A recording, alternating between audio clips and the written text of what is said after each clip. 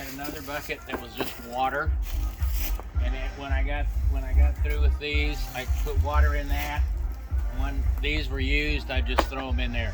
Yeah. And the same thing with all of this stuff that you use. Just throw it in there, and you can wash it off in the bucket and get ready for the next person. There's a whole bunch of those little molds. I use the plexiglass just to put it on there, and now that stays together as one piece until you get ready to take it out on the paper plate. And when you do, you can just slide that over the paper plate and use one of these to kind of press it out. And the top of it, if you want to make it smooth, you just get a board wet and just scrape it off kind of thing. And also I'd have this bucket with sand in it. If you take these molds and they're wet and you put them in the sand, just get sand all over it, it makes the brick come out easier. Yeah. Like flour in a cake pan. Yeah, just lubricates it. So that's what I had. I had three things up here, and also we had a lot of little kids. So on one end of the bench, I had a little bench down here for the little kids to stand on. And as far as making the mud, the most important thing is it can't be too soupy. It's just like concrete. You add a little bit of water, it goes crazy. You know. Yeah. All of a sudden you reach that point. Wet. It's too wet. And now you got something that won't keep its shape after you take it out of the mold. Doesn't dry long And take a long time to dry as well. So the key is to, just like you're building a highway, they don't take that crushed limestone and make it real wet to where it's mushy. They make it to where it's just the right consistency to where you can compact it. And the easiest way to do it, what I did, I just got a little can. At the time, if you're making a big batch of the stuff, I had a scoop, and I just said, okay, I'm going to take 3 scoops of dirt and 1 scoop of sand, and I'm going to mix it together in this bucket. 3 to 1. Yeah, 3 to 1. And today I've got a can. We'll just do that. Do you use straw in your brick making? What's that? Do you use straw? No, it doesn't work in the little ones. Okay. It just gets in the way. If you want to use something in them, find some Bermuda grass clippings that are cut very small and short. I was thinking about grinding the straw, but yeah, that would work. Yeah, that's what we tried to use in some of them, just a little bit of that Bermuda grass stuff. Okay. If you're making the big bricks and the big molds, you can use straw. Okay. And if the straw is a little finer, that's better. Now we got a bunch of old broom straw that we can grind. There you go. Yeah. I used to have some bricks out here that were, they were adobe bricks that were made, that came out of like that Speck House.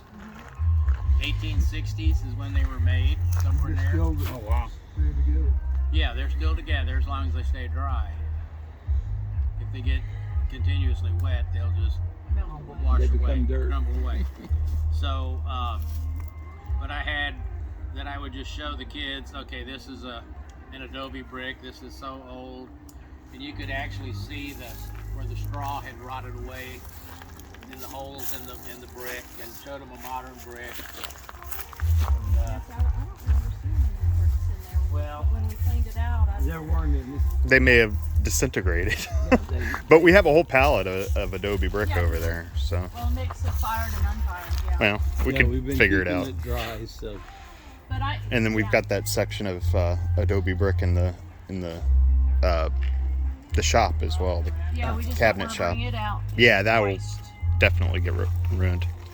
A section? What do you mean, like a pallet or something? Anyway. Like, It's just like a whole section of wall that somebody knocked out. understood. That's Yeah, kind of yeah. taken. Okay. But out back there's a blue tarp over a whole bunch of That So that's the one part That- of it's Adobe, the- part of it's Well, that's- the regular. White that's House where I over there, put my that's got dirt. those adobe bricks in it, and they're I had the 160 years screen old. that fit We, right we over did some this work and on just that stick a building, shovel, It was amazing. and they were sprayed it in perfectly there. preserved. And then when I mixed it in this one, and I'd scoop We up the needed dirt, the glass walls so and I'd people have could see it. just a scoop of The sand original dirt. to go with it, the 3-to-1. Yeah, I would imagine so. Yeah. So, would you recommend, you know, Well, that save seat, time, that was a we should probably spring, screen so it the there's day clay before. down in Oh yeah, there. I did that. Screen Yeah. it And well we're not before, that so You far could, from the rivers. you could do Getting it clay to would some be degree, just Yeah. right over there. You always get, So where do you get the dirt? there's a pile of dirt over there by the storage barn that they dug up when they did the sewer, and it's local dirt. This is what it is. It's kind of like caliche. It's got some sand in it.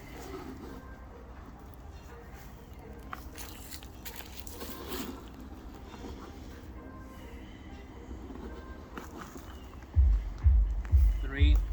There's a bag of sand over here. You just get playground sand? Yeah. Masonry sand.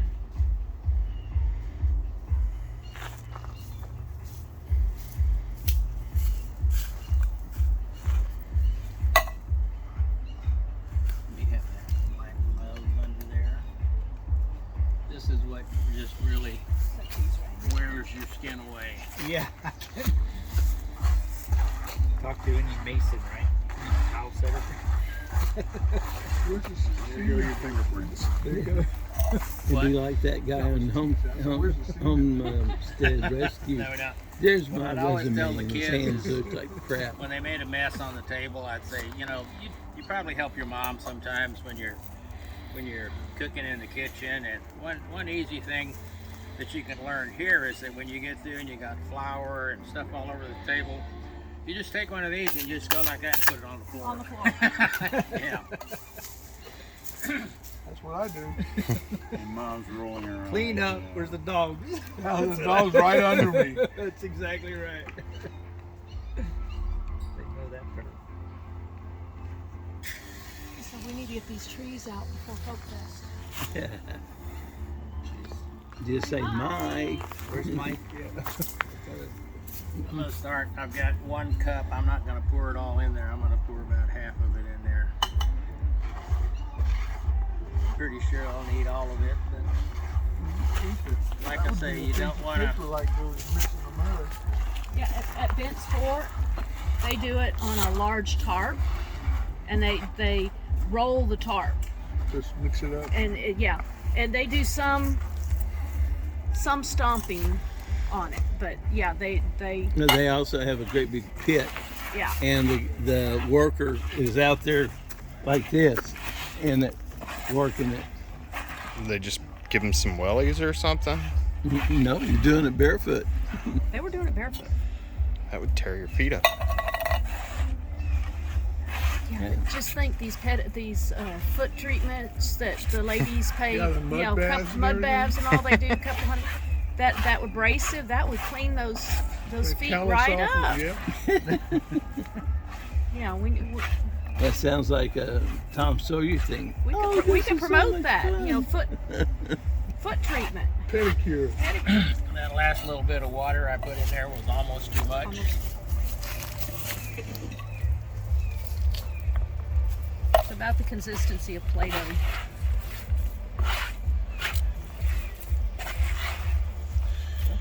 One thing you don't want to use is you don't want to use the black dirt from clay. Our native. Oh, not our house. You will end up with stuff that sticks to everything. Yep. So the black dirt. So this isn't black dirt. Where this? So This- this came out of kind of this area. This or came out of something? this area Uh-huh. from up in the front to behind the spec house. Gotcha. They dug the sewer line, I see. and that was leftover dirt out of that. Okay. Okay, We so don't have any of that. this is kind of the consistency you want.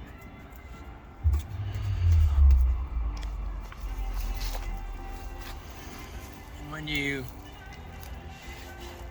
get ready to put it in the mold,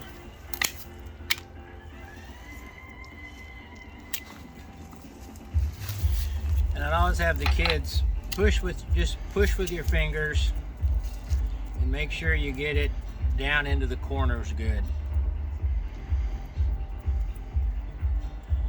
And when you get ready to, what happened? Right behind there. Right here. Okay, this works better if it's wet.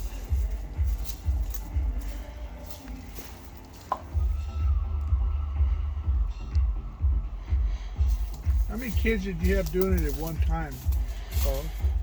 Whatever, Usually fill it's it up, 6 huh? or 7. But you can just go across the top, and if you wet it, you can actually get it really smooth.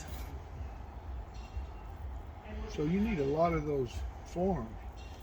Yeah, I've got. I don't You've know. got a bunch.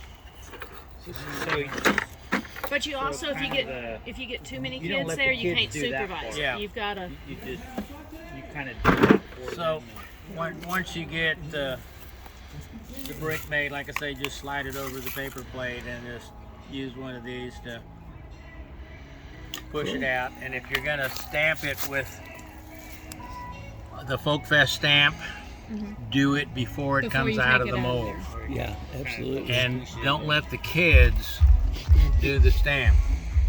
They'll push it all the way through. They'll push it and just make a mess. Yeah. So, and it's the stamp needs to be very wet when you do the stamping. And when you first stamp it, the kids will say, "Well, I can't see it because the Folk Fest is filled with water." But when you're done, it'll show It'll up. show up. How long does it take for them for it to dry? They come back the next day, or how No, they'll come back later in the day, and you know, as long as, well, this used to be more sun here. At least had sun shining here in the afternoon, and it would set up pretty good in 2 or 3, 4 hours. As long as they leave it on the paper plate and don't fiddle with it. Yeah, They could take and it home. Just pick it up Yeah, and take too. it that way. Yeah. as long as we Yeah. we mix it kind of not as, like you say, not as wet. Well, Yeah, that's kind of like Play-Doh consistency. yeah. That's. If you guys want to try it, Hey, how are you? the key is the consistency of the mud. Yeah. If you want to try it, have at it. All right.